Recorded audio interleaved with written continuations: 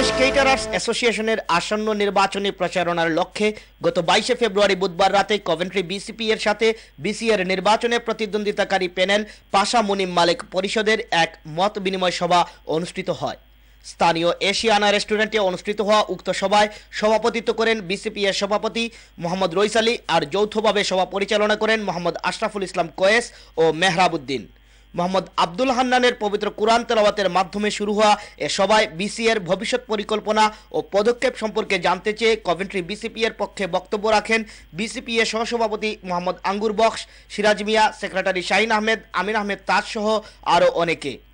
দক্ষতা ও যোগ্যতার ভিত্তিতে আগামী মে মাসের নির্বাচনে সঠিক প্রার্থী নির্বাচিত করার আহ্বান জানিয়ে ও বিগত দিনগুলোতে পাশা মুনিম মালিক পরিষদের বিসিএতে উল্লেখযোগ্য ভূমিকা উল্লেখ করে প্রতিদ্বন্দ্বিতাকারীদের পক্ষে বক্তব্য রাখেন পাশা Khandakar, M A Munim, S M বাবলা, অলি আহমেদ সহ আরও অনেকে।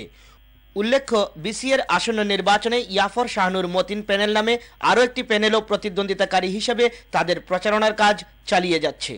Wasiuddin Talukdar, Raihan, ATN Bangla news, Coventry.